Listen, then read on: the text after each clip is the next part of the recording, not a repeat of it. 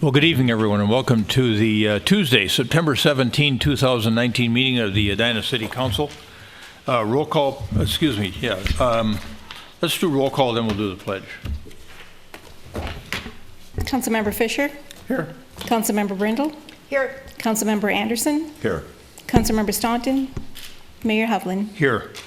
For those of you that would care to join us in saying the Pledge of Allegiance, we will rise and do that at this point in time. Thank you. Pledge allegiance to the flag of the United States of America and to the republic for which it stands, one nation, under God, indivisible, with liberty and justice for all. Thank you, folks. We have a form of meeting agenda in front of us this evening. Is there anyone on the council that wishes to modify the agenda? Manager Neal, any changes, additions? No, no changes from Sept. All right. Is there a motion to approve the meeting agenda as shown? So moved. Is there a second? We got a motion second to approve the meeting agenda as shown. Any further discussion? All those in favor say aye. Aye. Aye. Opposed? Carried. Community comment. Is there anyone in the audience that wishes to address the council on a matter of concern to them? I think Director Benarott informed you you'd have 3 minutes. You'll get a yellow cautionary light when you've got 30 seconds to go, and I know that you folks will be good about observing the time limits that we use here so that everybody gets treated the same way. Good evening. Good evening, Mayor Hovland, members of council. My name's Floyd Grable. I live at 7510 Cahill Road, number 312B. I've lived in Edina since 1988. If it makes a difference to anyone, I'm a veteran. I believe I have a right and a duty to ask some questions concerning the death of Brian Quinones. Several questions, and I'll provide this to the clerk afterwards. Why not just take a picture of the gentleman's license plate and send him a ticket? Why the rush to use lethal force? Why weren't tasers deployed? Why don't Edina cops, and this was shocking to me, why don't Edina cops have body cameras? Because they don't want accountability? I don't know. Why is the Hennepin County Sheriff investigating this case? Why not Ramsey County or Dakota County or Washington County? Why should we trust the result when both Edina and Richfield, according to the paper, are friends with the Hennepin County Sheriff's Office? Based on the experience of the BCA with the Justine Damon investigation, can we trust the result when cops investigate cops? Where is the objectivity? Why not a grand jury examination? Why not better training to handle mental cases? Why not better training in de-escalation? Why not better screening for applicants? Have the cops been identified? If not, why not? Why do we hear of so many traffic encounter deaths involving minorities or mentally ill individuals and not with sane white people? Because everyone's in a CYA position, I don't expect to hear prompt answers to any of these questions. But I clearly believe that the public is entitled to answers to these questions. Thank you. Thank you, Mr. Grable.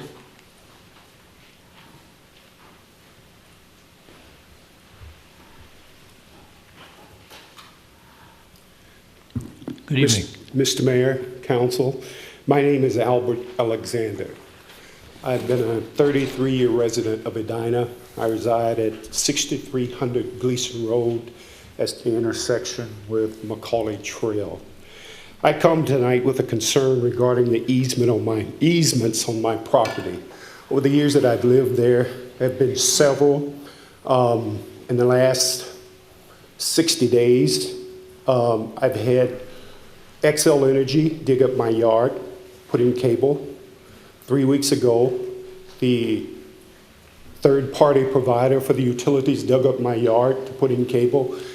And this week I was notified they're going to redig my yard again to correct something that the first party did not correct.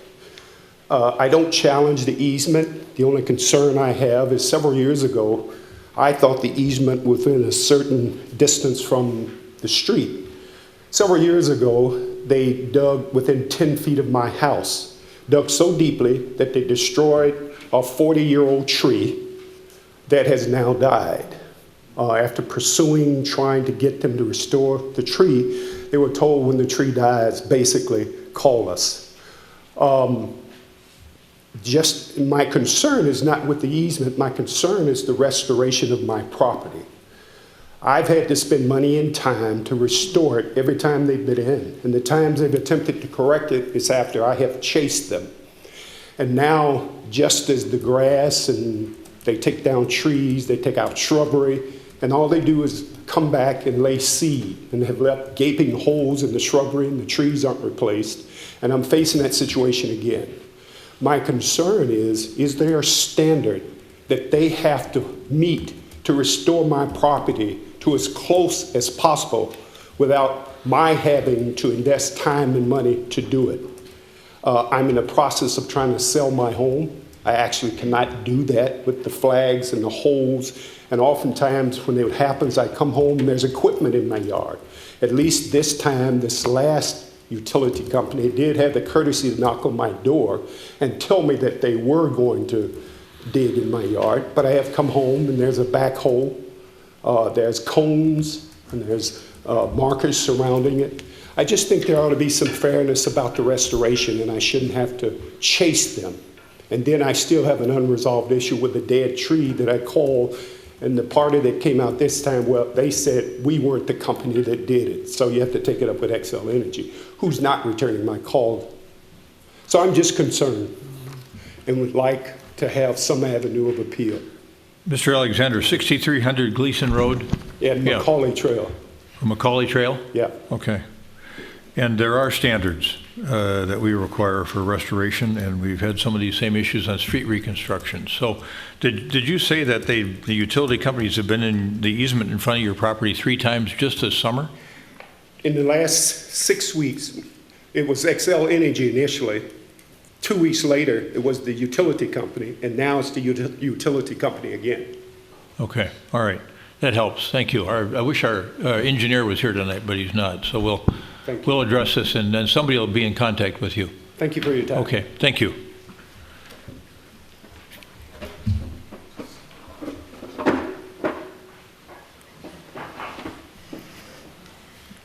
Good evening. Good evening, Mayor, Council. Roberta Castellano, 4854 France Avenue South. I'm here tonight to call your attention to a few specific problems in the draft comprehensive plan concerning 50th and France and Southdale.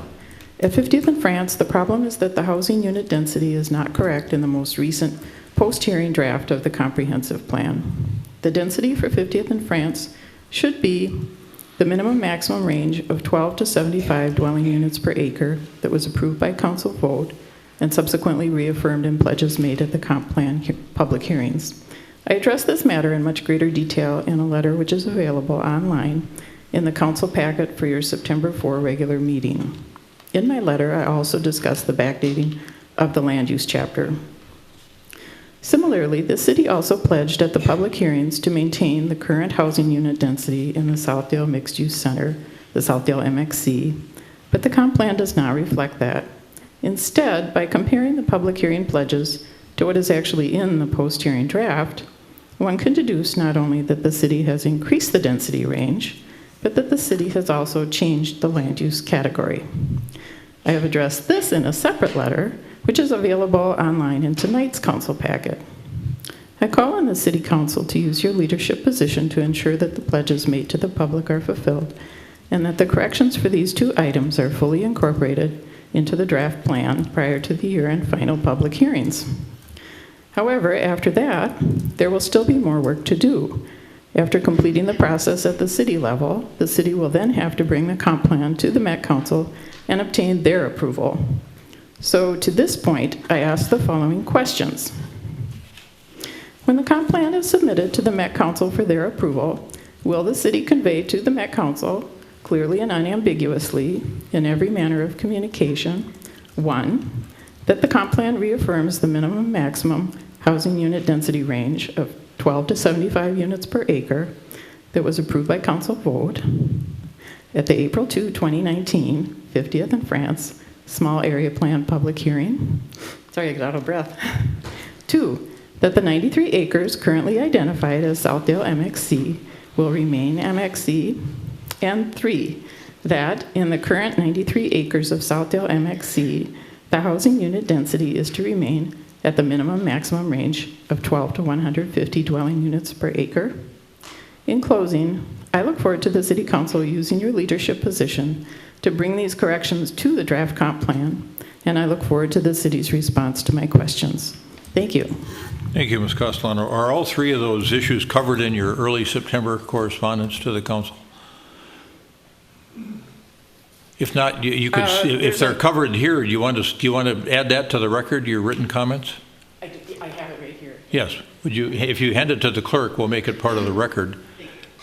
And then, so it's a draft comprehensive plan right now. It's out at our neighboring jurisdictions for their review. It'll be coming back here for review again, and before we send it to the Met Council, we'll be looking at it and looking at some of these observations like yours. We'll have other comments as well, I'm sure, to review. Manager Neal, anything supplemental? I think that's on right. that? Yep. Okay. So before it goes to the Met Council, we'll have considered all of those comments like yours and make sure that the document reflects what was intended. In fact, Your Honor, there's one more public hearing on the plan at the Planning Commission and one more at the council before the council takes final action on the plan. Okay. Did you hear that, Ms. Castellano? Yes. One more public hearing in both planning and city council. Okay. Anybody else wish to come forward and address the council on a matter of concern to them? Good evening. Good evening. Hi. My name is Nikki Williams, and I live at 3915 Morningside Road. I emailed council members, the mayor, city manager, and residential redevelopment coordinator earlier on August 30th. Another neighbor reached out to me to talk about her driveway damage from a recent excavation next door to her home. It reminded me that I spoke to the council, I think about a year, actually almost to the day. To date, we're over $76,000 in house, garage, and driveway repairs and legal fees, of which approximately 60% was awarded to us in a legal settlement. It's been a steep price to pay for simply wishing to restore our house to its original state prior to C. Allen Homes starting a teardown in July of 2017. In my email, I asked if there was any way for inspectors to review properties surrounding a teardown for damage, especially during more common times such as excavation and proper execution of the drainage plan. I also asked if there were any new consequences, such as fines, a stop work order, etc., when a builder does damage to private property. Mr. Neal's response was, quote, "Those consequences are through either the criminal justice system or the civil justice system. The city does not make victims of crime whole for the damages they suffer in either case." And to be clear, I understand that, nor do I expect the city to compensate us for our damages. But there are no consequences from the city if they cause any damage to neighboring properties.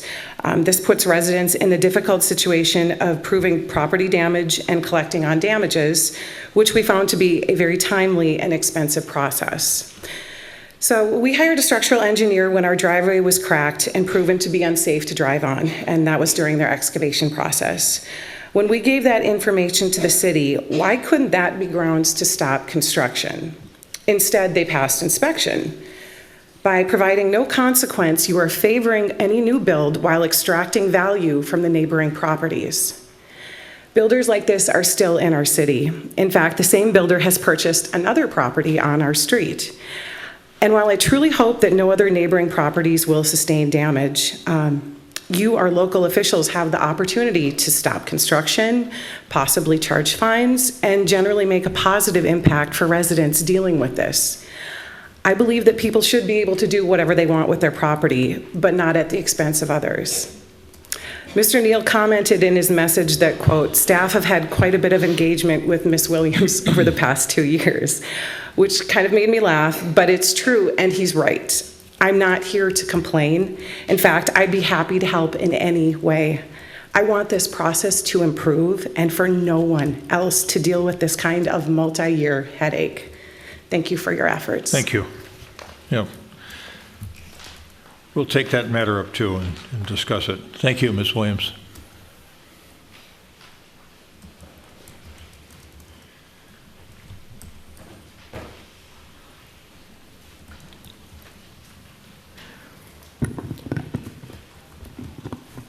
My name is Frank Lorenz. I live at 7151 York Avenue South.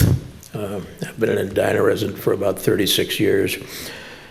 I guess I have a brief follow-on comment to the first gentleman that spoke this evening about the police shooting that involved Edina PD and was it Richfield PD? Correct.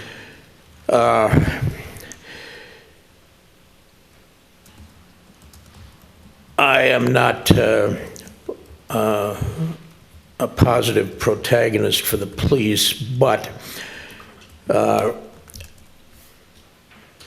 don't think we want to go where our national politicians are taking us, which is mob justice and guilty by accusation.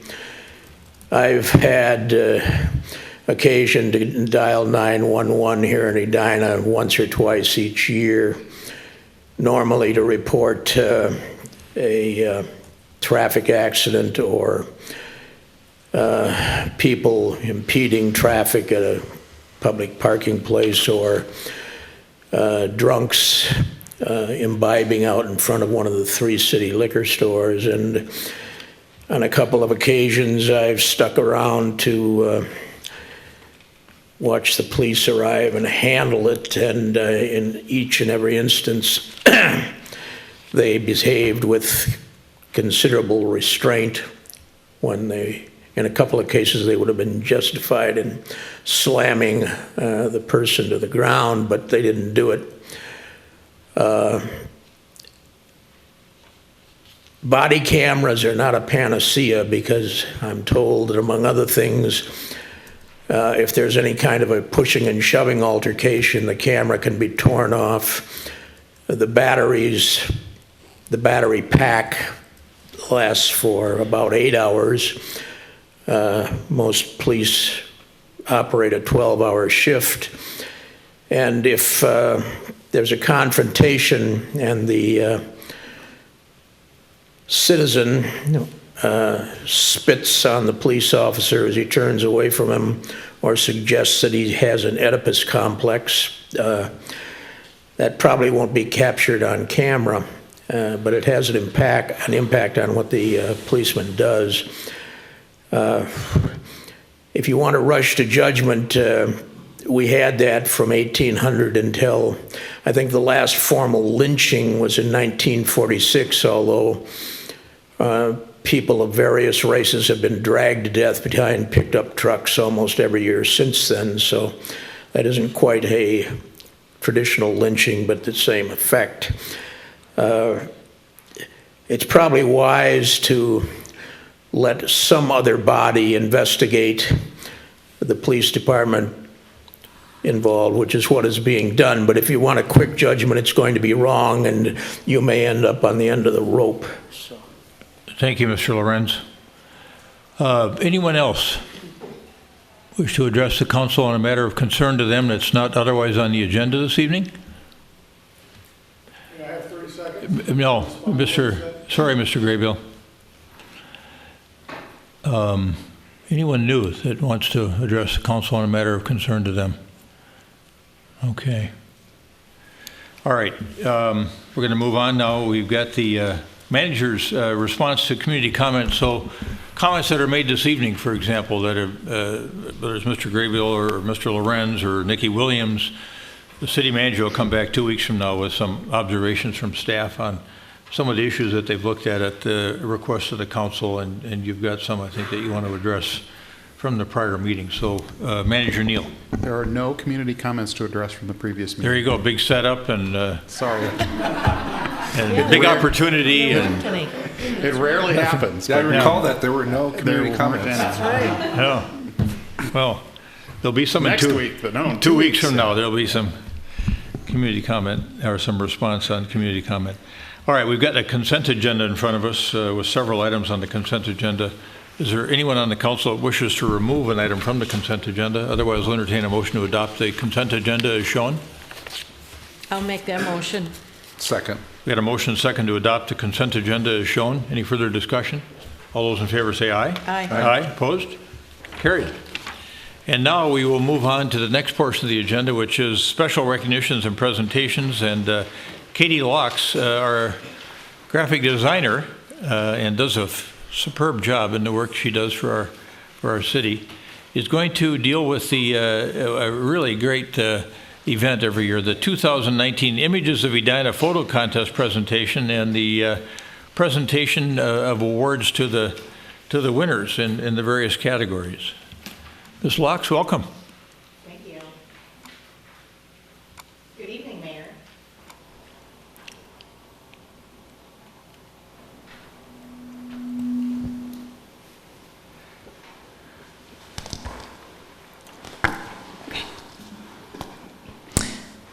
Good evening, Mayor and council members. I'm Katie Laux, the graphic designer here at the City of Edina.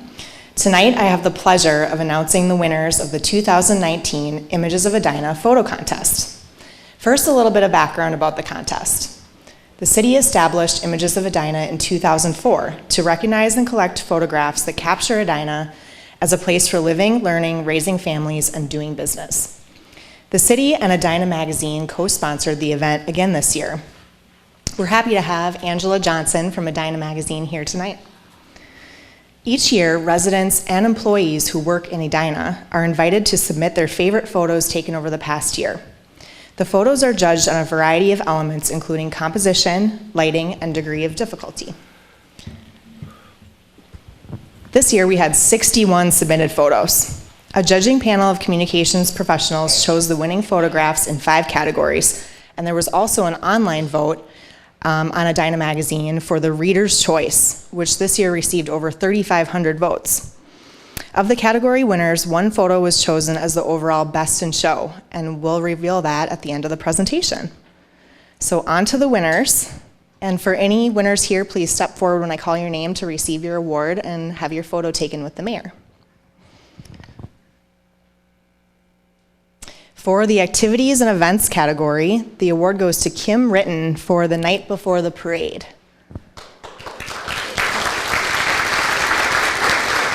Congratulations.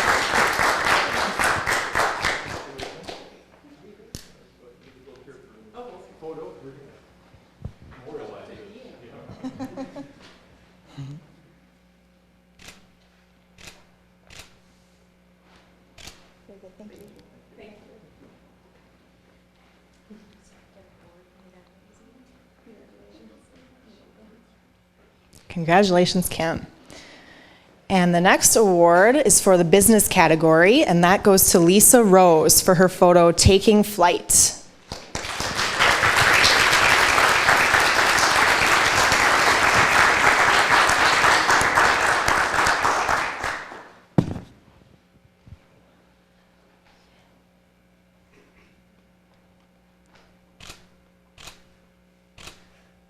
Thank you.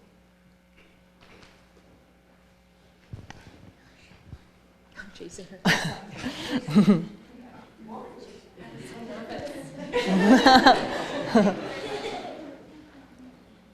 Okay, and the next award is for the people category, and it goes to Molly Andreessen for basketball at Cornelia Field Day. Molly?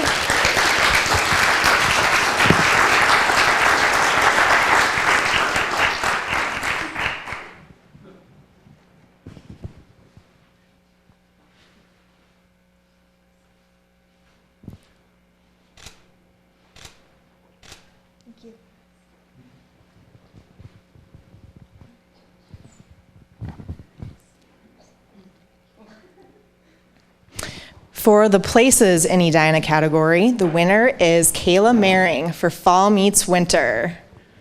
Congratulations.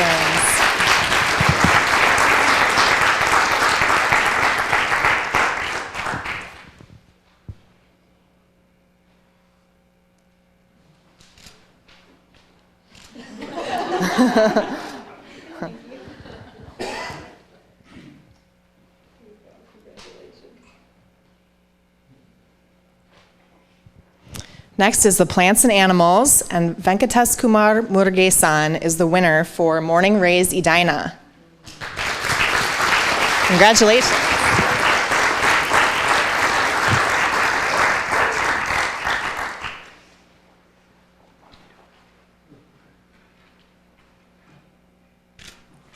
Big smile. Thank you.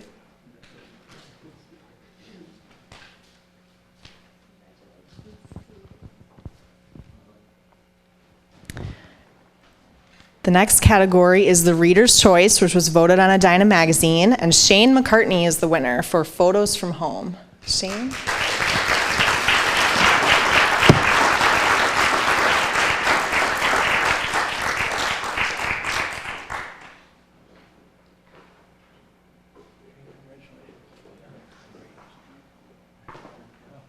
Make sure you get this. This is wonderful. Thank you. Wonderful way to go anywhere.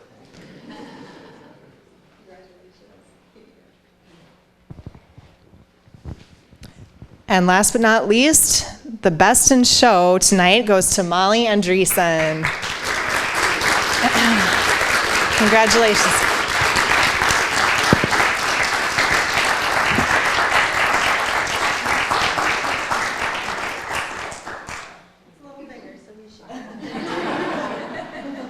You'll be able to tell the difference.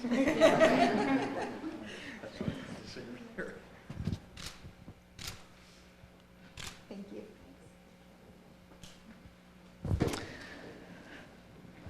I hope everyone gets their camera ready to take some great shots for next year. Congratulations to all the winners for their wonderful photos.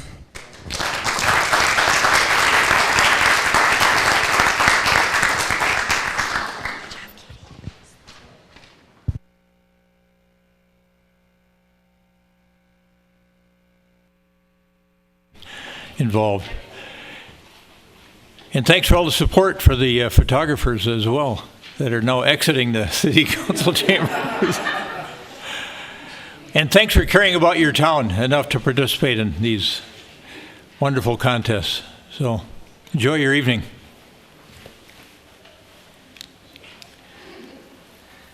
All right, we've got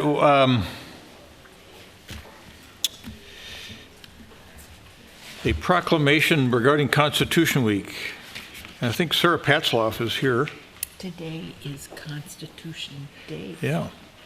Declaring, yes, that's right, Constitution Day, and I'm going to talk about that a little bit later on. I went to a new school in Edina called Augaman Classical Academy, and they were celebrating Constitution Day today. Over 300 kids over there. But Ms. Patzloff, come on up to the side podium, and then I'll read the proclamation for Constitution Week. September 17th to the 23rd, 2019. Whereas it is a privilege of all Americans to commemorate the 232nd anniversary of the drafting of the Constitution of the United States of America with appropriate ceremonies and activities. And whereas it is fitting and proper to officially recognize this magnificent document and the anniversary of its creation. And whereas Public Law 915 guarantees the issuance of a proclamation by the President of the United States of America designating September 17 through 23 as Constitution Week. Not to be outdone, now therefore the City Council of the City of Edina, Minnesota, hereby also proclaims the week of September 17th through 23rd as Constitution Week. I hope you didn't mind the editorializing. And urge all citizens to study the Constitution, reflect on the privilege of being an American, with all the rights and responsibilities that privilege involves, and reaffirm the ideals of the Constitution. Is there a motion to adopt a proclamation designating September 17 through 23, 2019 as Constitution Week? So moved. Second. Got a motion second to adopt the proclamation as stated. Any further discussion? All those in favor say aye. Aye. Aye. Opposed? Carried. Ms. Patzloff, I'm going to walk down and hand this to you, and if you have a couple of remarks you want to make on behalf of your organization, we sure welcome them. Thank you so much for doing this.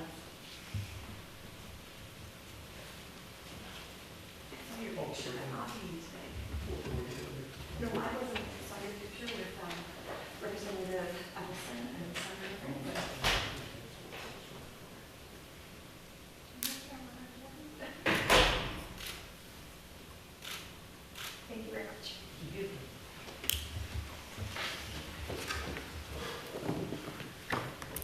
Well, Mr. Mayor and City Council members, thank you annually for doing this. I'm here to thank you on behalf of the Monument Chapter of the Daughters of the American Revolution.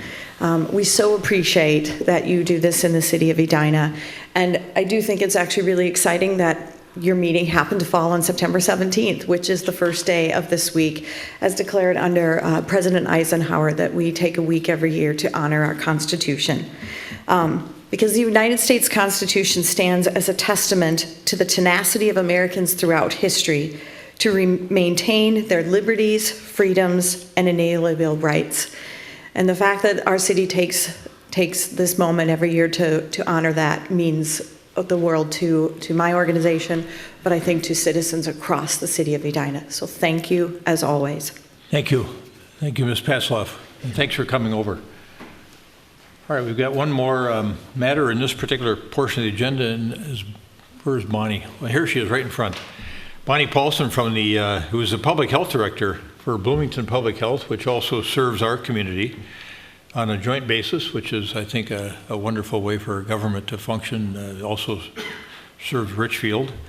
So, Ms. Paulson, welcome, and we are going to, tonight, I think, recognize local business support for breastfeeding women in the workplace.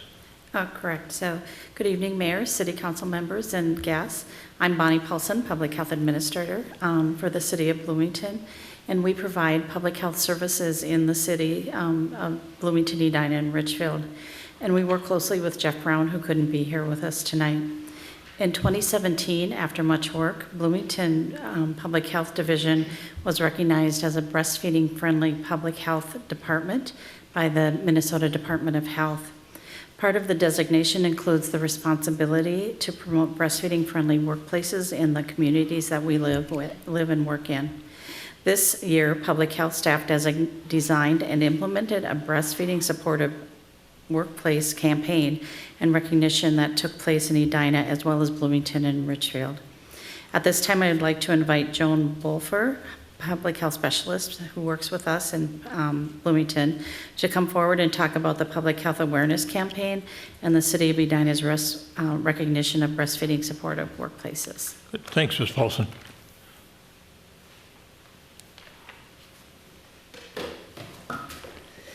Good evening, Mayor, Good evening. City Council members, and guests.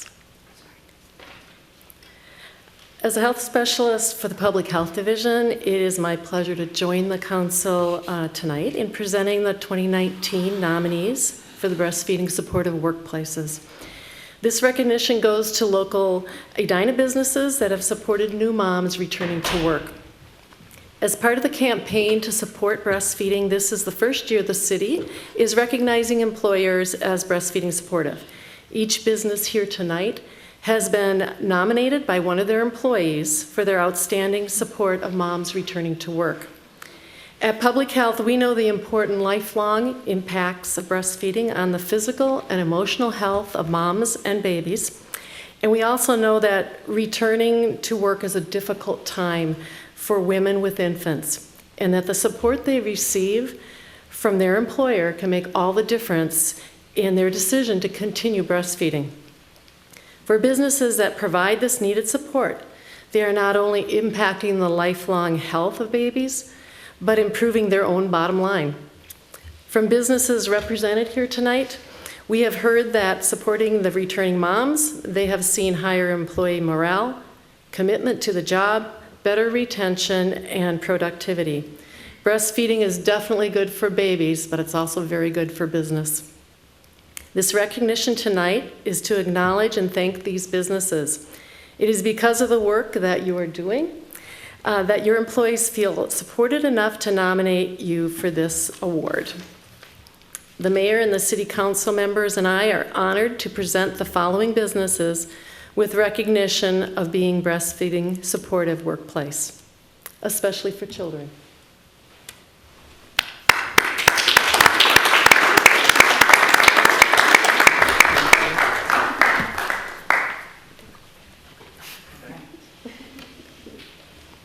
Especially for Children is a child care center that believes in serving both young children and their families. Supporting mothers who are returning to work aligns with their mission.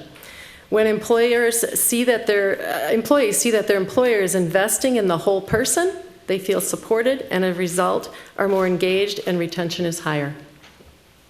Thank you. Congratulations. Casa de Corazon.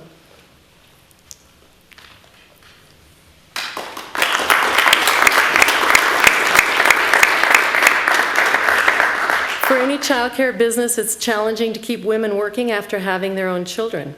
If they can enroll their children and nurse or pump during work hours, it's a great incentive to stay. The cost to the business is having extra staff to maintain adult-child ratios, but the benefit to supporting breastfeeding moms is improved retention and happier employees. Thank you.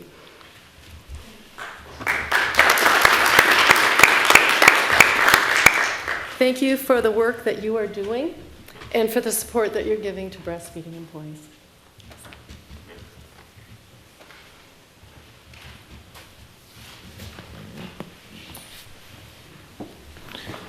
Well, let's again give a hearty round of applause to for the two businesses and our own Bloomington Public Health for winning the Public Award. Thank you very much. That completes the special recognitions and presentations portion of the agenda. We're going to move on to public hearings. We've got two matters there this evening. The first matter is fairly straightforward. We continued this matter to this evening's meeting, and we're going to be asked to continue it again by staff. This is the request for preliminary and final plat approval and platting an existing outlot at Oak Lane. Is there a motion by one of the council members to continue the public hearing on this matter to October 15th, 2019? So moved. Second. We got a motion second to continue the public hearing for preliminary and final plat approval and platting an existing outlot at Oak Lane to October 15, 2019. Any further discussion? All those in favor say aye. Aye. Aye. Opposed? Carried. And then the final matter this evening in the public hearing portion of the agenda is a request for a resolution from a family who would like to keep more than 3 pets. We have an ordinance that says that you cannot have more than 3 pets in your home, and they'd like to add a dog to their family life. And we're going to have the topic introduced by our Chief of Police, Dave Nelson. We've also got Tim Hunter with us, our Animal Control Officer, that's going to comment on the matter. And then we have the applicants here as well. And then we'll have a public hearing after the applicants make their presentation. That is Barb Wendt and Larry Lomax. So, Chief? Good evening, Mayor and council members. And yes, for this public hearing, I will be deferring to Tim Hunter, our Animal Control Officer, to present. Come on. Thank you, Chief. Mr. Hunter, welcome. Good evening, Mayor and council members. I'm Tim Hunter. I'm the Animal Control Officer for the City of Edina. The ordinance in question here is Section 8-216 in regards to the number of pets allowed within a single home. That is limited to 3 dogs or cats in combination, and the application before us is requesting that they maintain 4. Does the council have any questions in regards to that? I think the mix of pets proposes they've got 2 cats and a dog. They want to add a dog. Is that correct? Correct. They currently have 2 cats and 1 dog. They'd like to add 1 dog. And we do not have any previous negative contact with the household. And all the mailings have come back. All the response to the mailings have been quite positive. So as staff would recommend that we'd approve it. All right. That was what I was going to ask you, if you had a staff recommendation. Yes, sir. Relative to this, and you're recommending approval of the application. Yes, sir. Okay. All right. All right. Thank you. Any questions for Officer Hunter from anybody at this point in time? Thank you. All right. Ms. Wendt and Mr. Lomax, you want to come forward and we'll hear about and understand the situation that you're in? Hi. I'm Larry Lomax. I'm Barb Wendt. We live at 5516 Park Place, Edina. And as Mr. Hunter said, we have 2 existing cats. They're 13 years old. We've adopted them when they were kittens. They've been indoor cats their whole lives. And we have 1 9-year-old dog that we adopted 9 years ago when he was a puppy. And our niece, Kathy Oswell, is with us. Her family is being relocated to Australia. And the dog that we propose to add is a Bernese mountain dog, big fluffy dog built for snow and mountains, not for Perth in Western Australia where it's somewhere around 1,000,000 degrees. And so we've known, obviously, Kathy her whole life, and we've known her dog, the dog's whole life, and our dog is friends with their dog. And when 20 years ago, Barb was relocated to London and we moved, we both had dogs, and we found people that came forward and took our dogs, which was meaningful to us because England's a very hard place to bring a dog, and certainly not the distance that Australia is.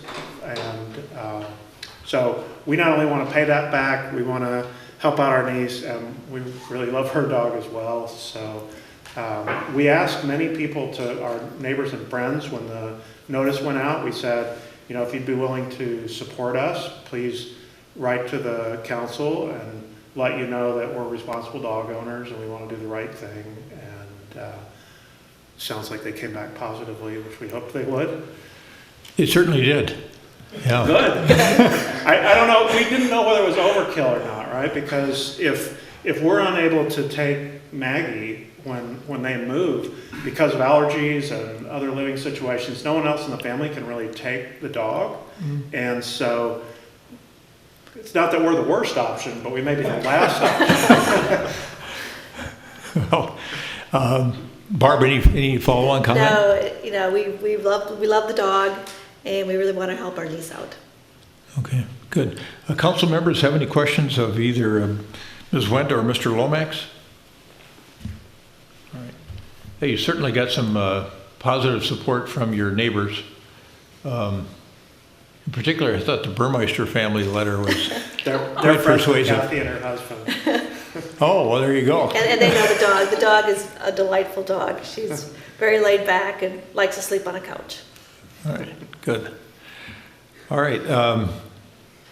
Thank you for that presentation. This is a public hearing matter, so I'm going to open it up for public testimony to see if anybody has some interest in this matter. All right, thank you or for your concern. time. Thank you so Yeah, much. thank you. Stand by. You may be asked to come up and explain something. So if you go ahead and sit down there, we'll open this matter up now. The request, resolution 2019-72, the request to keep more than 3 pets at the Wendt Lomax residence at 5516 Park Place. I think you've heard the story. It's they've got 2 cats that are each 13 years old and 1 9-year-old dog, and they're wanting to help out their niece with her moving to Australia. Is there anyone that wishes to come forward and testify regarding this matter? The public hearing is now open. Okay, seeing no one coming forward and hearing nothing from the audience, is there a motion to close the public hearing? So moved. Second. We got a motion and a second to close the public hearing. Discussion? All those in favor of closing the public hearing, say aye. Aye. Aye. Opposed? Carried. This matter involves a motion to adopt Resolution 2019-72, which would allow for the Wendt Lomax household to have more than 3 dogs or cats in their home. Is there a motion to adopt that resolution? So moved. Second. Is there a second?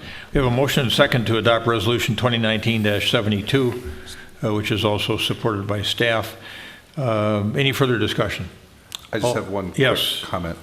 I just want to say, not only did you do a thorough job, but you did a really thorough job, which was all I needed to know, that you would obviously take great care of an additional pet. And you must have a lot of good friends and neighbors that think highly of you. We've That been was here since 2001. yeah. Well, it was very clear in what we received, so I have no second thoughts at all about this. So. Great, thank you. Thank you. All right, all those in favor of passing resolution, the resolution as stated, say aye. Aye. Aye. Opposed? Carried. Resolution 2019-72 is approved. Thank you very much. Thank you. That concludes the public hearing portion of the agenda this evening, and we will now move on to reports and recommendations. And the first thing we're going to do is, in that portion of the agenda, is talk about the budget, and we need to set a preliminary levy, and something that we can't exceed later on when we make a final decision, but we need to set the levy, and this is the night to talk about doing that. So Manager Neal is going to make some introductory comments, then we're going to switch to Don Urim, our Finance Director. Manager Neal. Thank you, Your Honor, and members of council. Tonight, staff are asking you to set the preliminary property tax levy for 2020. Some of the documentation that you'll see tonight describes a two-year budget process, 2020-2021. It's important to remember that while we are doing a two-year budget process, you really only formally grant legal approval to 1 year at a time. That's just the way that Minnesota statutes regulate our budget-making process. What you're doing tonight is setting the preliminary tax levy for 2020. That means that this is the number that will be used by the county to compute the truth and taxation notices that are sent to property taxpayers after the election in November. They receive that information that's based on this action that you're going to take tonight, and they will use that to compute, I think, internally, whether they think they're getting good value for their tax dollars or not. They'll have the opportunity to express that to you in all sorts of different ways, but one formal way would be a public hearing that we will host here in December.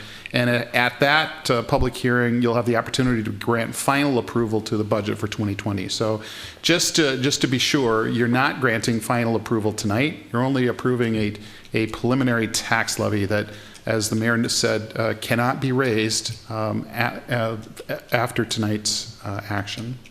And so with that, that's what I have for the kind of the preamble. And we have three presenters tonight. Assistant City Manager Schaefer will do it from her seat. I'll do it from my seat. And our Finance Director, Don Urim, will be at the podium. All right, very good. Director Urim, welcome. Thank you. Thank you, Mayor. Mayor, members of the City Council. So as Manager Neal has indicated, three of us are going to make a presentation tonight. So before you is the agenda. What I'm going to talk a little bit about is the process and the timeline. Assistant Manager Schaefer will talk about the budget work plan. I will speak a little bit about the history and try to put things into perspective as we move forward into 20 and 21. We'll talk a little bit about the City Manager's proposed budget, and then I'll address the levy impacts. So as Manager Neal has indicated, we have a biennial budget process. So we're in the odd year in 2019. So we're in the process of preparing the 20 and 21 budget, including kind of the CIP levy. And then next year we'll work on the capital improvements plan. Our budget process is fairly extensive, as you can see. This began back in February when the department directors met to talk about what they hope to accomplish in the 2021 budget, followed by council retreats and several meetings, including work sessions with the City Council and staff discussions. Tonight is September 17th, and we will be asking the City Council to adopt the preliminary 2020 property tax levy and budget.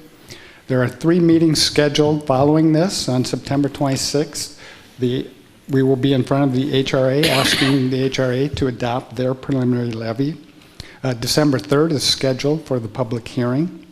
And then if necessary, we can continue that meeting until December 17th. We must, however, be completed with the budget process by December 28th.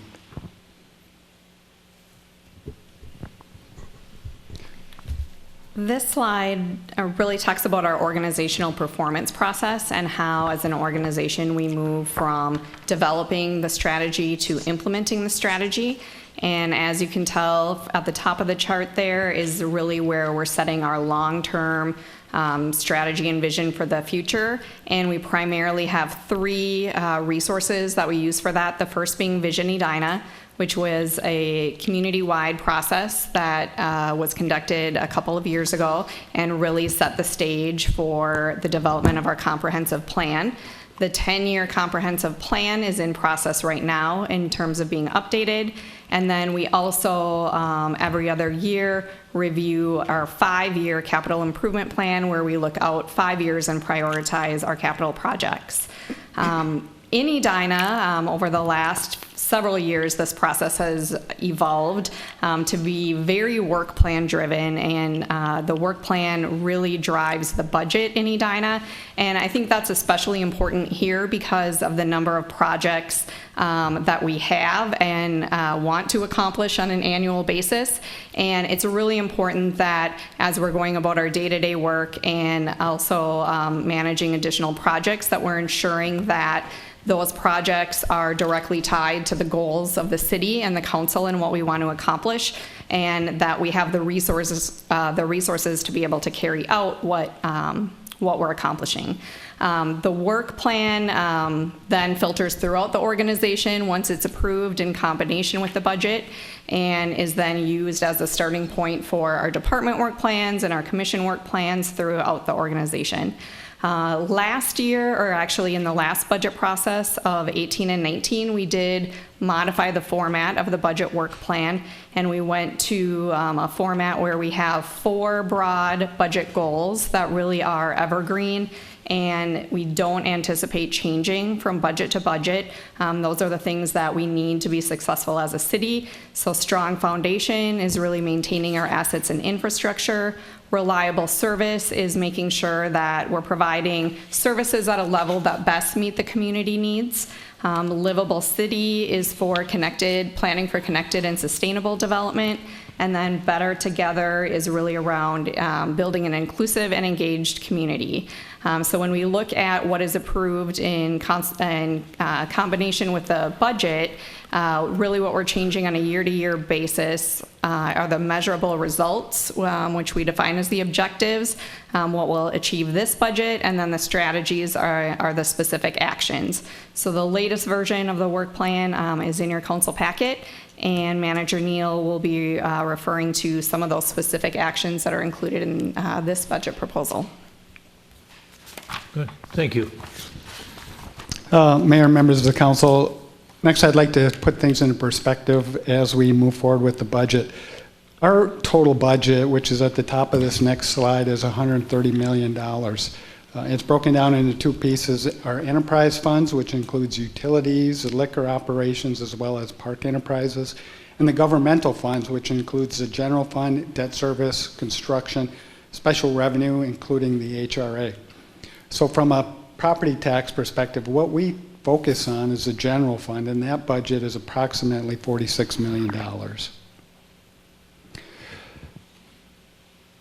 Edina has been in a very enviable position in that we have a very robust economy. If you look at this next slide, you can see in 2013, the estimated market value was $8.9 billion. For 2020, it's $12.9 billion. A fairly significant increase over the past few years. And this has been cited by both Moody's and S&P as a part of the rationale for why the city holds AAA bond ratings from both organizations. Our median value home has also increased dramatically. Again, in 2013, the low point was $396,300. For pay 2020, the median value home is $548,500. The average value of the single-family home being constructed in the city today is approximately $665,000. There's a lot on this slide, but what I'd like to point out, and it's just based on percentages, what it shows is that, in that 2012, 2013 time period, market values and median value home values were actually going down on a percentage basis. Since that time, they've all increased. From a city tax perspective, what I'd like to point out in the center kind of row there is that since 2015, the increase in the city taxes has been relatively stable, although it has been increasing to fund operations as well as other things. I'd like to comment a little bit about the debt because we do have a debt levy. And this slide was presented at the August 20th work session to the City Council. Current debt outstanding is approximately $112 million. And you can see, and this is just a point in time, so a snapshot at the end of 2018. You can see without issuing any more debt, you can see that the debt drops off dramatically. Again, as noted by Moody's and S&P, 80% of our debt is scheduled to mature within 10 years. Every budget that we do has within it some unique drivers from year to year, and we wanted to share this with council because we often get questions from you about what is specifically driving levy increases in any particular year. And I think this is a good kind of modified timeline that shows you some of the big things that we've done in just the last 5 years. And those are the things that we could identify that were kind of the primary drivers of levy increase in those particular years. Next thing I'd like to point out, and we get questions about this, about the city taxes. So we are just one of the jurisdictions that levy taxes. So this information is from 2019, and you can see that of the total pie, the city of Edina is only 21% of the property tax bill. Hennepin County and the school district are both much larger than us, and as well as there are other jurisdictions, including the watershed district and other metro districts. The city manager's proposed budget, and this information is included in your packet along with some other budget information. Overall, the total tax levy is scheduled to increase by close to 6% over 2019 for both 2020 as well as 2021. The general fund budget, or the general fund tax levy in 2020 is projected to be approximately $32 million. Debt service at approximately $4.6 million, and our construction fund, which includes capital improvements plan levy as well as equipment levy, at $2.8 million. So when we are putting together a budget, we're often, from a staff standpoint, we're often thinking about how do we think the budget ought to be put together, and how do we explain it and how it'll help us do our jobs better. But one of the things we really should do a better job at is explaining what this means to residents. How do they benefit from what we're talking about? So we have a few of kind of the newer items or things that we haven't done before that we want to draw some attention to this year. So in the proposed budget for 2020, we are dramatically increasing the amount of dedicated revenue that we are making available for future capital reinvestment into infrastructure. So that's our buildings, parks, playgrounds, other recreational facilities.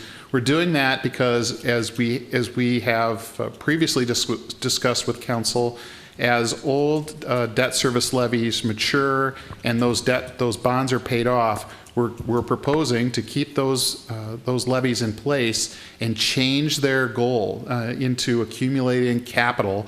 This allows us to structure our capital improvement planning around cash rather than borrowed money, and we think that's better for us in the future. So that's one of the goals that we're able to do this year. Another thing is that it increases, this particular budget increases our attention and concentration on our facilities management. We think that's important from a stewardship standpoint. We think it's going to be able to, we've got 80 buildings and worth $170 million plus or minus. We want to take that responsibility more seriously in the future.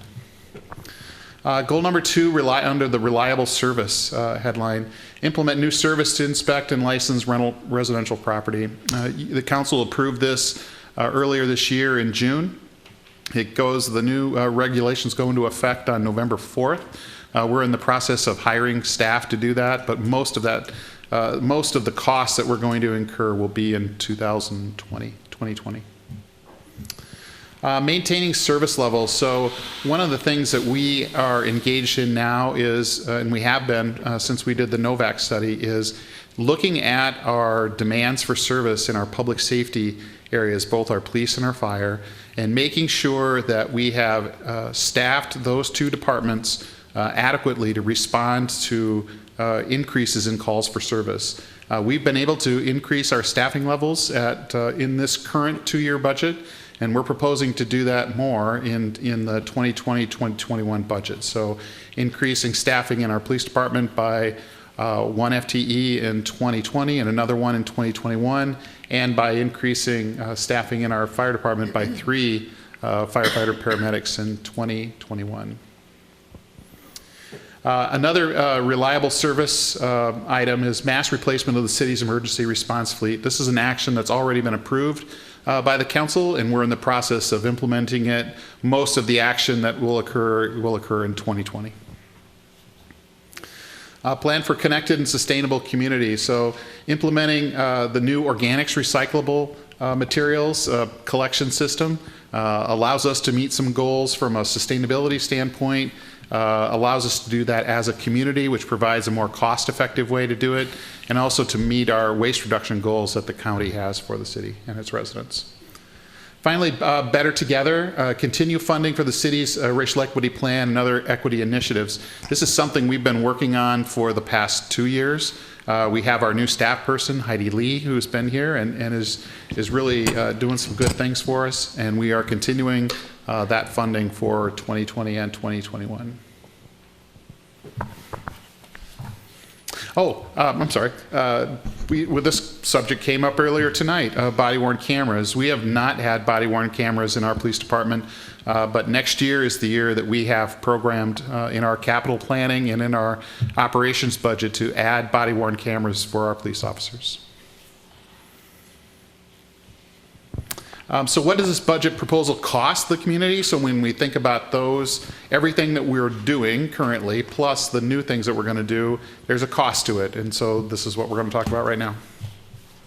Great. Thank you, Manager Neal. So when we evaluate costs, we look at 2 properties. We look at what the median value home is going to pay in property taxes, both from a city perspective as well as an overall perspective. We also look at the impact on the $400,000 home, which really gives us the opportunity to compare ourselves to our peers. Median value home in Edina is far beyond any of our peer cities, so we do try to make that comparison. So as I mentioned previously, in 2019, the median value home was $530,000. That has increased to $548,000, or about a 3.4% increase. The annual city tax will increase by $87 roughly, or 6%, from $1,474 to $1,561. And from a monthly perspective, a $7 increase from $123 to $130. This is a new slide that we put together this year to give the City Council kind of an idea of what the impact of a change in the tax rate means to these properties. So the city's tax rate is only, based on the information that we currently have, is only going to increase by less than 0.5%. It goes from 27.3 to 27.8, somewhere in there. And so on a $400,000 home, that increase is only $18.62. And let me point out that there's a mistake on the PowerPoint slide. That's an annual increase, not a monthly increase. So the monthly increase is less than $2. So you can see the impact of the change in the tax rate has very little impact to what the individual pays. The big driver, of course, is the increase in the estimated market value makes an increase, as well as the dollar amounts that the city needs to levy. So in terms of the $400,000 home, our estimate for 2020 is that that home will pay $1,116. You can see that that has been relatively flat since 2011. In terms of the median value home, in 2020, $1,561 estimated. The best information that we have for overall city tax is last year, which was $7,000. We will have this information for the final hearing once the other jurisdictions set their tax levies. So what's not included in the budget proposal is sometimes as interesting and notable as what's included. Earlier this afternoon, I informed you that we have been the recipient, we've been notified that we are the recipient of a SAFER grant from the Department of Homeland Security. This would have been a great thing if we'd have known about it a little earlier in our budget process. Earlier this year, in February, we made application to this program to seek some federal funding to start some new firefighter paramedic positions here in Edina. And at that time, the timeline for notification of the recipients was that we'd be notified in July. When we weren't notified in July, we moved forward. It was going to be, we thought, a stretch that we would be recipients of this grant fund anyway. So it wasn't surprising that we didn't hear anything from them. However, last week we were informed that we are a recipient of a $961,000 grant. It's a 3-year term. It helps defray some of the basic salary and benefit costs of firefighters. We have not included that change in this budget simply because of the scale of it and the timing of the notification. So we are going to take a look at what our options are, and we have to make a go, no-go decision or an accept or reject decision on that grant within the next 30 days. So we've got probably one council meeting, I think, when we looked at this before where we're going to have to make this call. So there's nothing, that's not in the budget. We don't have a new art center in this budget either. We've got kind of the minimal maintenance model that's in the budget today. And in terms of a couple of big park projects, neither one of those projects are not in this, funding is not included in this budget on the capital side.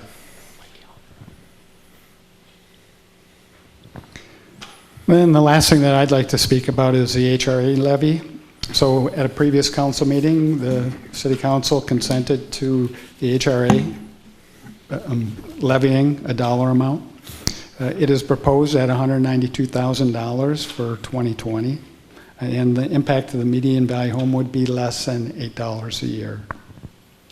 And we're going to ask you to make that decision on September 26th. September 26th. Right. And then lastly, just again, a review of the budget timeline, a couple meetings. September 26th was when we'll be in front of the HRA, and December 3rd and back in front of the City Council for the public hearing, and the option to adopt the 2020 final property tax levy and budget, as well as the HRA tax levy and budget. So with that, it's the end of our presentation, and all three of us are available for questions. Thank you. Questions for Director Urim or Ms. Schaefer or Manager Neal on this proposed budget levy? Member Fisher.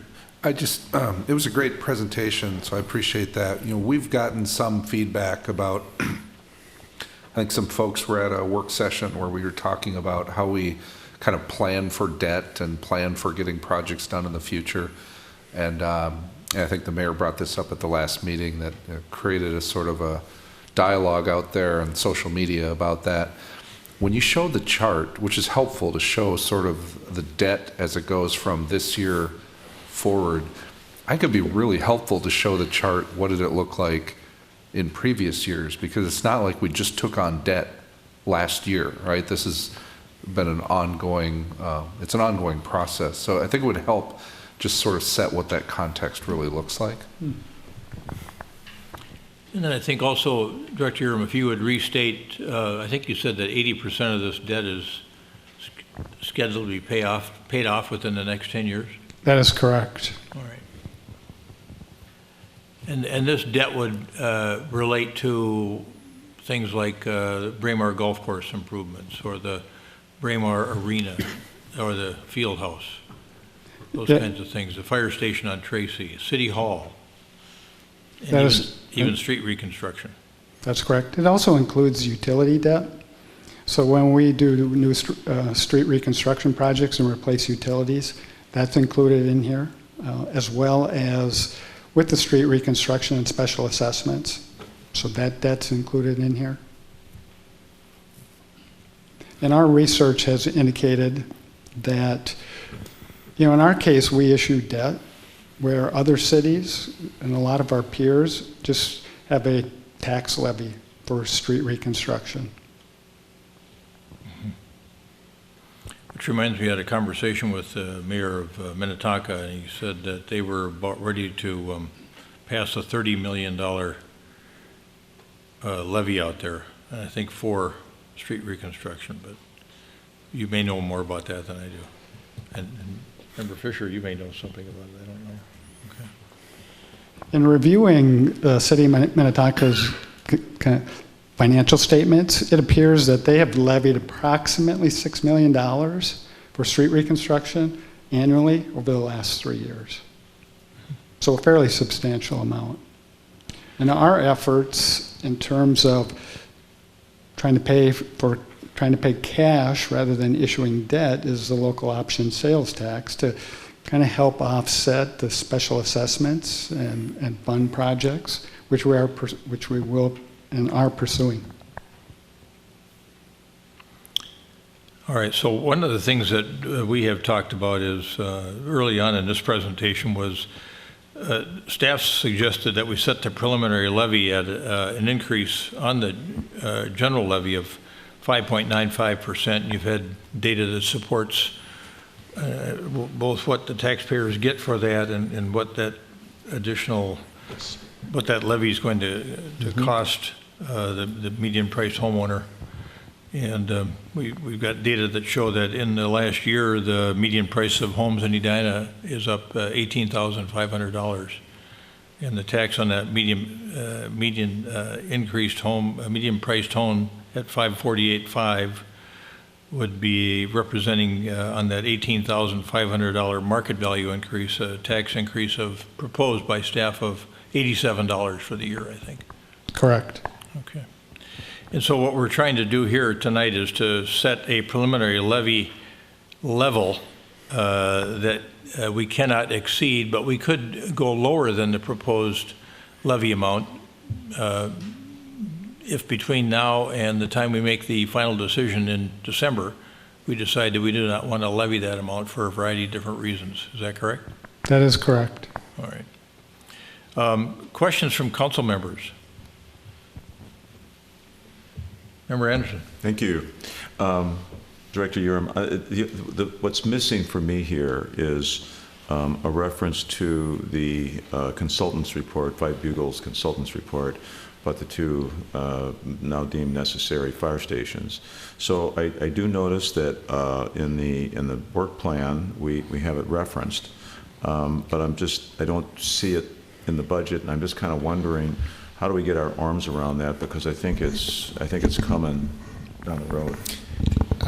Councilmember Anderson, members of council, you don't see any reference to that in this budget because this is primarily our operating budgets going forward for the upcoming 2-year time period.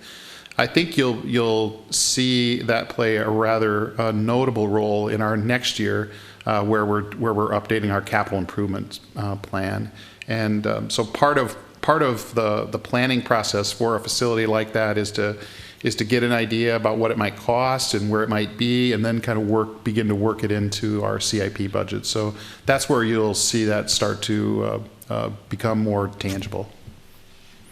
That's great, thank you. That's easier to grasp, and I think it has been a point of discussion in the community as well, so thanks for explaining that. Member Brindle, any questions, comments? I don't think so.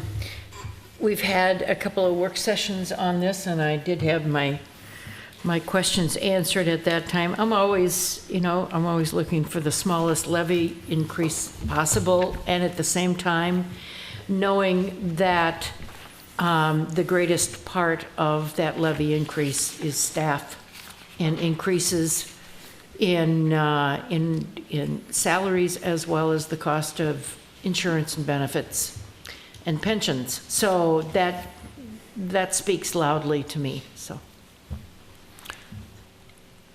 Yeah, thank you for those comments. I thought your comment earlier that I think it was maybe Ms. Schaefer, that the work plan drives the budget. when I look at our city goals, I'm pleased that we approach it this way, that we've got those 4 key areas of a strong foundation, which means maintaining your physical assets and infrastructure, reliable service, maintaining service levels that best meet the community's needs, being a livable city, so you're planning for connected and sustainable development, and then the notion that we're all better together and that we're fostering an inclusive and engaged community. All of those goals, I think, are really laudable.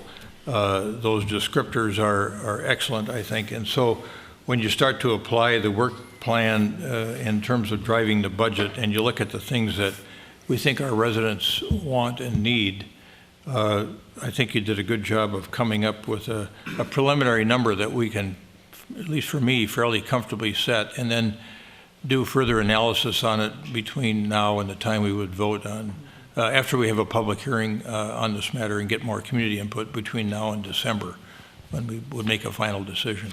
So, would anyone care to make a motion that we adopt Resolution 2019-71, which would approve the proposed budget and establish the proposed levy as described, payable in 2020 at, I think, 5.95% on the preliminary general levy? So moved. Is there a second? Second. Any further discussion? All those in favor of setting the preliminary levy according to Resolution 2019-71 as stated, say aye. Aye. Aye. Opposed? Carried. All right. We look forward to further discussions on the budget. On to correspondence and petitions. Anything that we need to be mindful of, Manager Neal? Yeah, only the things that were in front of you tonight. All right, thank you. And then aviation noise update. Member Brindle has been the recipient of quite a bit of communication from some of our residents, I think, about concerns they've got about airplane noise. And has, so I thought, an excellent idea on something that we should be discussing preliminarily at the council level. Okay. Member Brindle.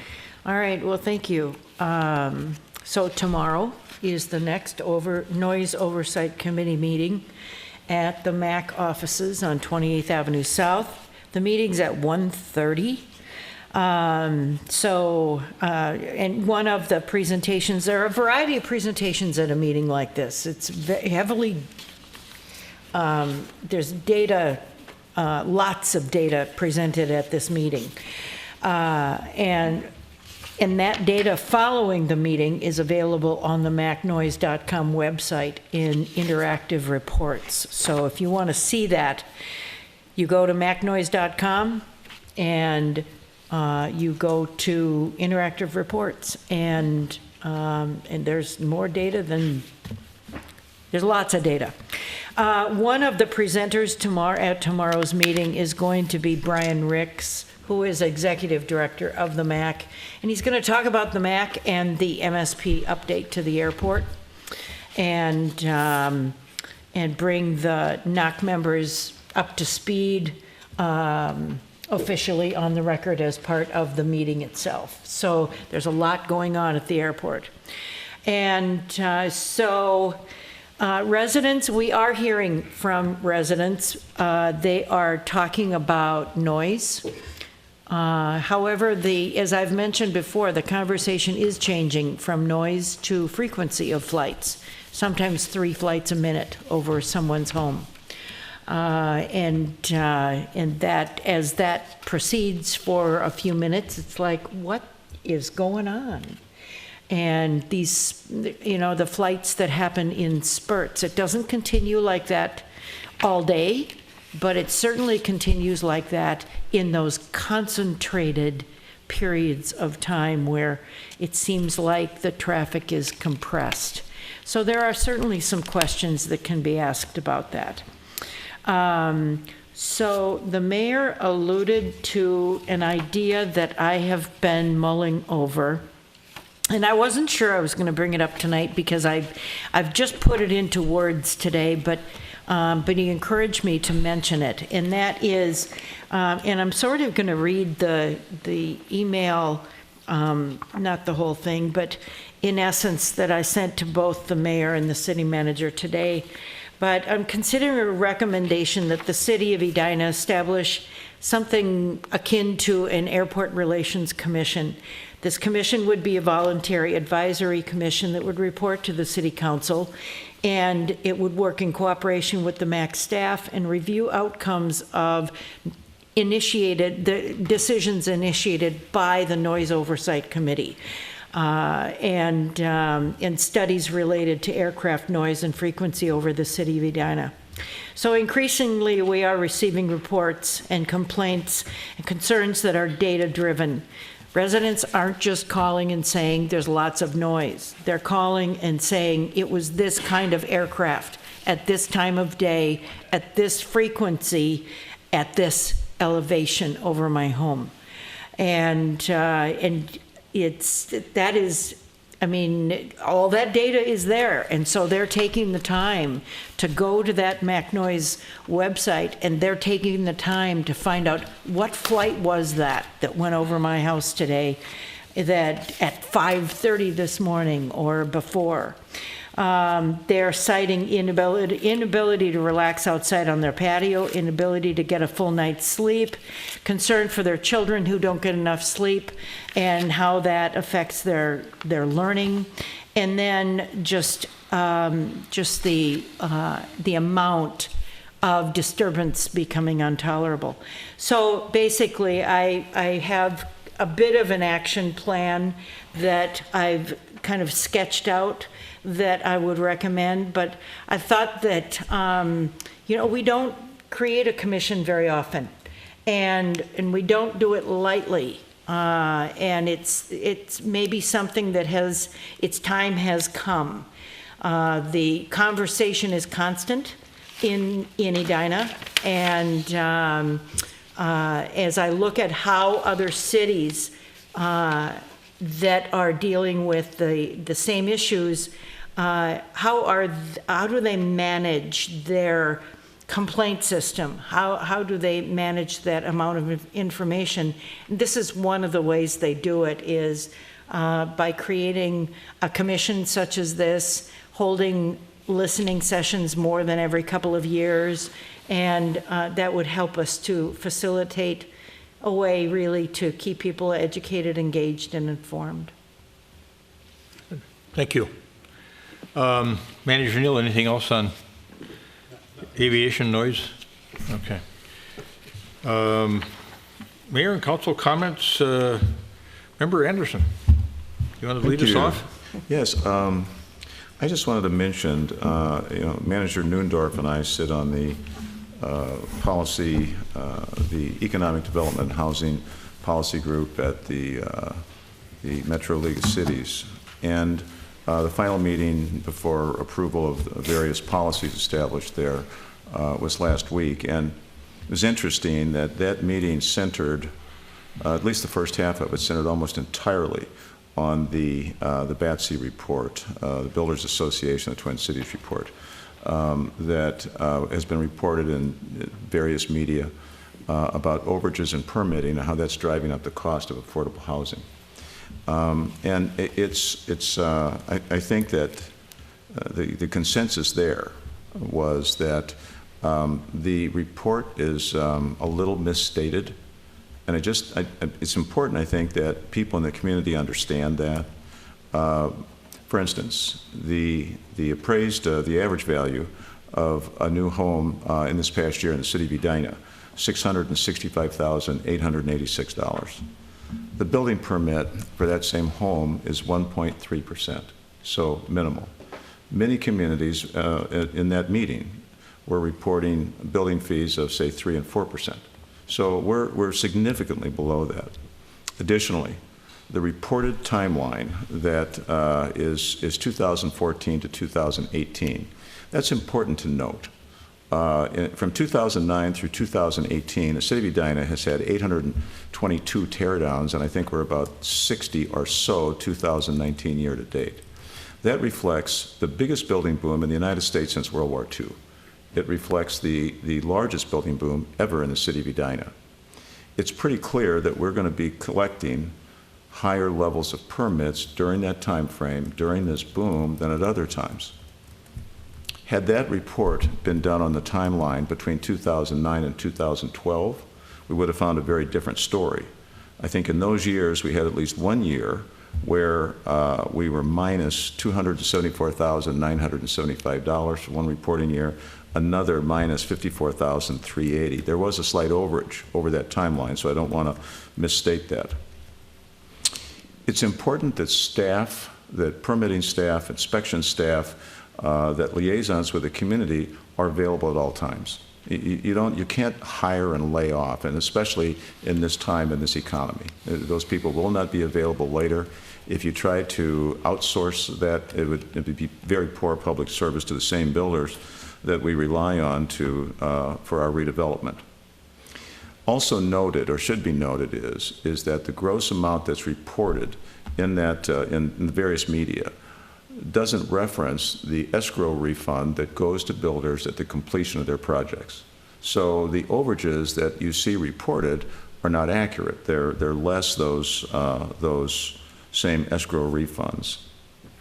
I think Representative Steve Elkins, by the way, was at that same meeting last Wednesday, and he had come from some Senate hearings that came as a result of that same report. And I think his comment was particularly precise when he said, development must pay for development, pure and simple. So if we don't ask builders and developers to pay for the service that they receive, and we have to also, I think, engineer a way to find that they can pay for their own development expenses as well. I mean, too often, I had a call from this week, an email, excuse me, this week from somebody I don't know, don't recognize, and don't know of the project just yet, but they were discussing public support and how necessary it would be for their project. And I think many are deserving of public support, and we're certainly providing it. But I think that Representative Elkins' comments are particularly precise. So I want to thank Manager Neal for doing a lot of that research that I was able to pass on in that very same meeting. And as well, our particular story was incorporated into the minutes from that meeting and circulating to the member communities as well, because I think that it's important that for the record, people understand the precise nature of those circumstances. So thank you. Yeah, thank you for that insight on that issue. And I think the League of Minnesota Cities, Metro Cities, and the Municipal Legislative Commission have co-authored a letter, I think, to the legislature too on some of the issues that Manager Neal raised in his memo. And so I think they did have personnel present for those same meetings. And so they're recognizing the same points that I just made that we're aware of. Good, thank you. Member Brindle. All right, thank you. Couple things. Got a request from a sidewalk, and I'm always happy when we get somebody who requests a sidewalk. This is actually it would benefit people who live in the 78th and Cahill area. So these are transit users who get off, they ride transit, and they use a stop like at East Bush Lake Road and about 78th Street. And this time of year, they get off the bus and they can step off onto the grass on the curb. But in the winter, that is a mound of snow, and they're stepping off into the street. And that's a pretty high traffic and high speed area.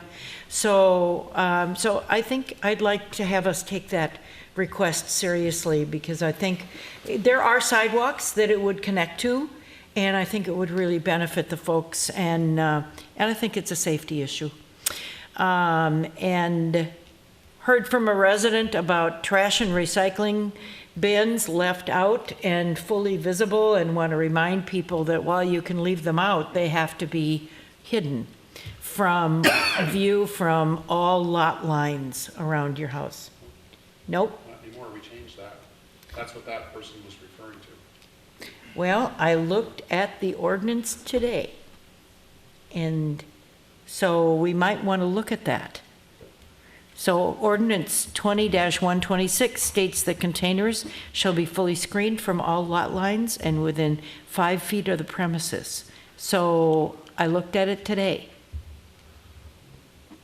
We'll go back and check, but I Okay. think we took an ordinance, I think think we you, amended that ordinance. think you- Well, I thought we did too, and then I looked at it and there it is. Maybe So, it hasn't been updated. it may not have. Online yet. Yeah, we'll check, we'll Okay. check that out. Okay, Yep, See all where right, we are in the great, updating process. terrific. Two other quick things. Speaking of Representative Elkins, I saw a note that the League of Minnesota Cities has named him Legislator of Distinction for 2019, which is huge. I have a high degree of respect for Steve Elkins. He's been very helpful to us in a variety of ways, particularly transportation and 494. So, that's a wonderful recognition for him. I would love to get him here and be able to congratulate him in person. He will be here October 1st. Wonderful. We followed up on your suggestion, and Oh, good. Manager Neal talked to him, and we will Excellent. fet him on the Yeah, well, 1st of October and Excellent. celebrate that, All that right. status from the League of Minnesota good. Cities. I will bring my feathers. As a rookie legislator to get that award is I pretty know. significant. Isn't that cool?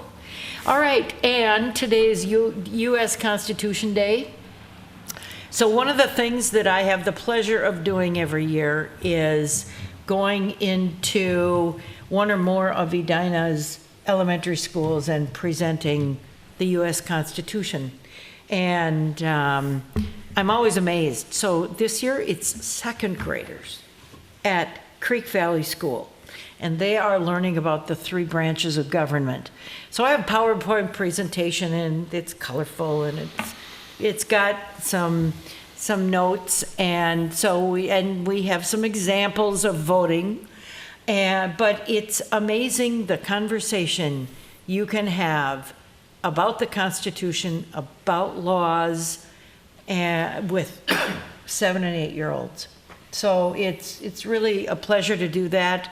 I thank the teachers for inviting me back each year to do that. It's a lot of fun. Thank you. That's all I have. Thank you, Member Brindle. Member Fisher. So I just want to make a couple comments. First of all, Councilmember Anderson, I really appreciate your commentary on the builder's report, and you really bring so much experience in that. You know, you come from a background where you're familiar with development, you're familiar with that world, so it has extra meaning to me when you dig into it and bring your response in that way.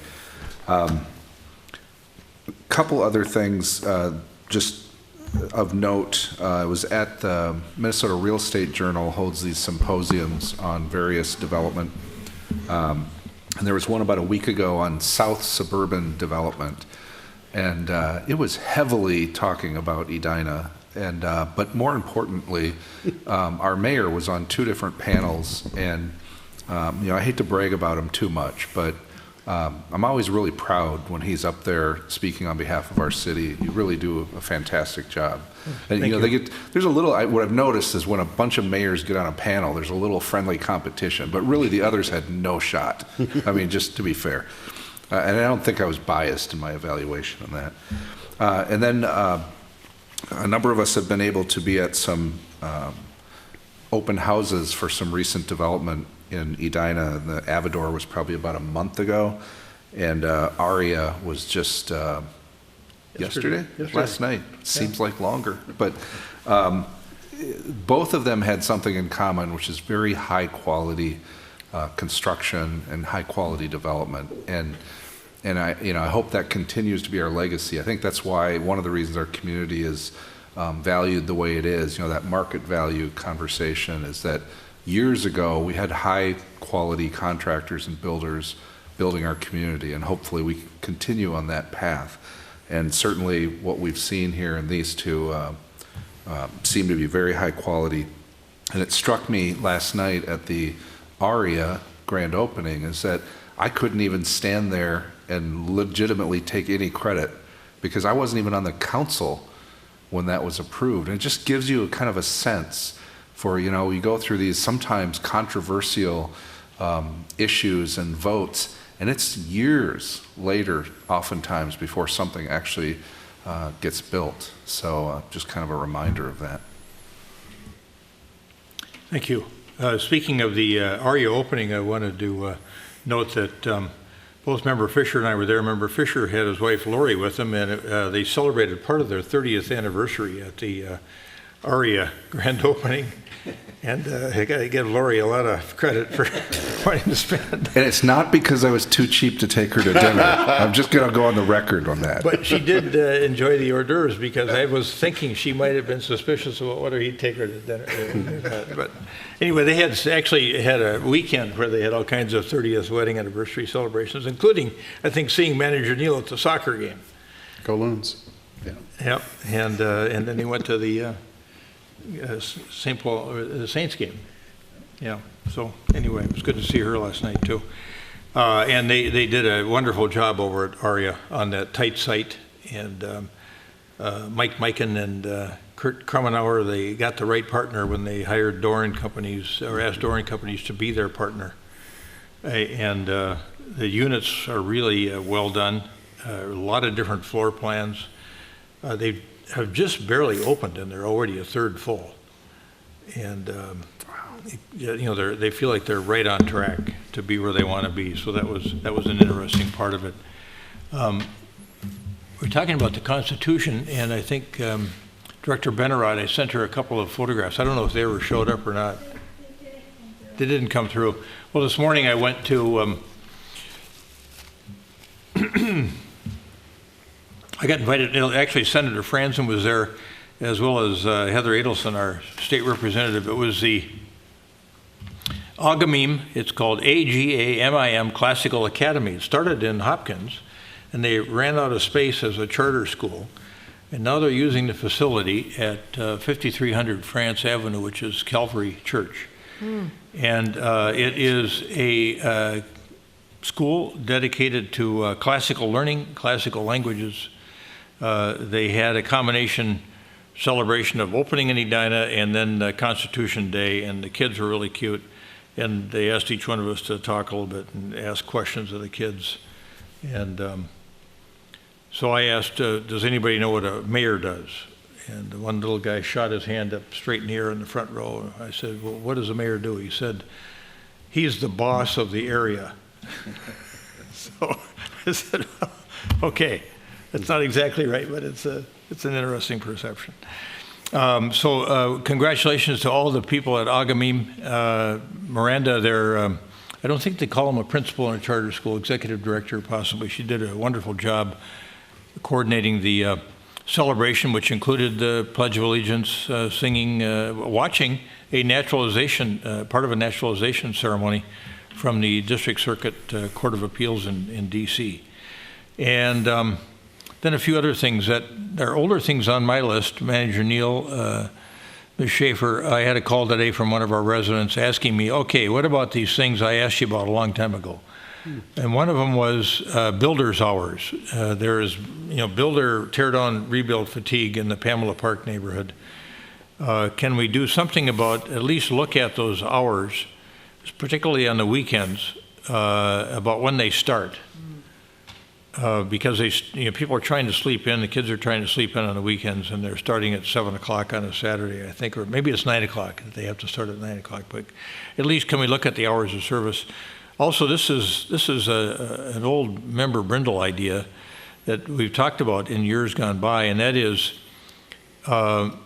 with some accidents they've had in the Pamela Park neighborhood. I was talking to this gentleman, and I said, well, at one time we talked about stop signs in areas where we have city parks, so that you'd have four-way stops within a certain radius of a city park, so that you don't have throughput all the time. So that might be something. I mean, we talked about taking a look at that. I don't know if that's gone to traffic management. It has. And they're looking at that. Yep. Then he had a question about street assessment policy. I said we were looking at that. A question that came up before was the need to restore boulevards to their pre-construction condition, which is kind of the issue that was raised by Nikki Williams tonight. And I don't know what the status is on that, but to me that's something worth looking at, is whether we could have inspections review for damage to adjoining properties by a contractor during a tear-down rebuild activity and hold them accountable in some form or fashion, and not just have to force the damaged neighbor into a litigation mode and spend money. If we could exert some kind of pressure, I think I'd like to see something on that if we look at that issue. And then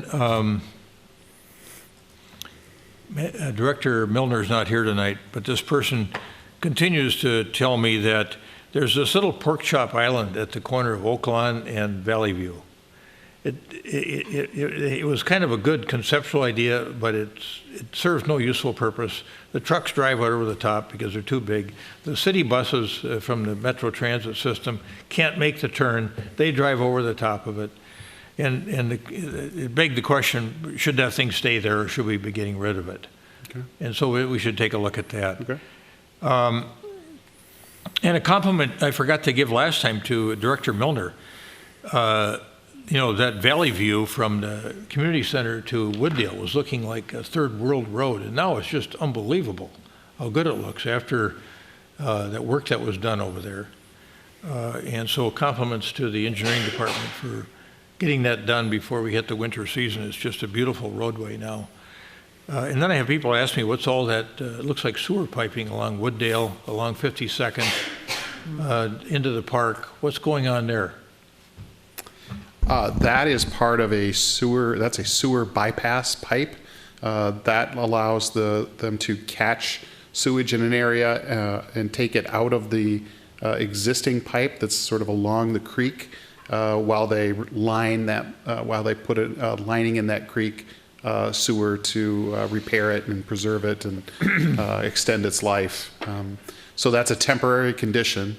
When that existing line is repaired, they will disconnect those pipes, take them out, and put the sewage back through the old pipe that's rehabbed. There was speculation online about how much that's going to cost the city and something that was unexpected related to the Arden Park redevelopment. Yeah, it doesn't have anything to do with comment on that too? Yeah, no, it doesn't. It's not related to the Arden Park project. All right. This is a good time to do it, but it's also a project that is, as you can see, extends north and south of that project. Okay. Well, I was down there on Saturday, and I thought it just looked terrific down at Arden Park. And the way we can now manage water with that remeander, the depth of the creek bed, I think, you know, when we get everything done, the area where the park building is going to stay high and dry, knock on wood. And the other areas that are being planted out just look gorgeous. It's going to be stunning when we're done down there, and it seems to me we should be thinking about applying for some kind of national awards on that park. Okay. And then I'm sure you'll look into the concerns of Al Alexander about having to certainly experience that right-of-way issue. And I know we'll look at the comp plan issues that Ms. Castellano raised, Nikki Williams. And with respect to Mr. Graybiel, those concerns that he raised, I think those are fairly common questions amongst people, and I think the facts will drive us towards the truth in this matter, and that will be forthcoming from the Hennepin County folks at some point in time. And I'm sure that, Chief, you'd say there's always a lot to learn from every one of these experiences, and there certainly was plenty of grief to go around. Nobody wants to see anybody lose their life, and so for these officers, I'm sure they're grieving as well as the family. So the Quinones family. So we ask folks to be patient on that issue, yes, and wait until we see what all the facts are. But in terms of de-escalation training, how to deal with people with mental health issues, I think our force is really well maintained, well trained, and well maintained in their skill sets in those particular areas. And I know from our tour this morning through Rotary of City Hall and the police department in particular, they did talk about more and more issues coming up, mental health related, that we're dealing with. And so it's something we need to really be thinking about. I think, you know, here in these prosperous times, we're seeing folks that are having all kinds of difficulty. Some of it may be prescription drug related, but there may be other reasons too, just stress and anxiety that are creating problems for people, but we don't want to heap all that on our police department. So if there's something we can be thinking about doing from a well-being standpoint or a wellness standpoint in our community to try to improve the overall health of our residents without having to rely on our PD or our firefighters exclusively to deal with all these issues in isolation. We should be doing that. We should be thinking about that common wellness that we want to try to achieve. I think that's it for me. Yes, thank you. Manager Neal. Your Honor, your comments. 3 short items. One, we are doing a 58th Street process survey. We're surveying members of the neighborhood who participated in the public engagement, staff, and we also want to survey council for what you thought of that process, and we'll bring those results back. So you will be getting a survey, and we'll share that information back when it's completed.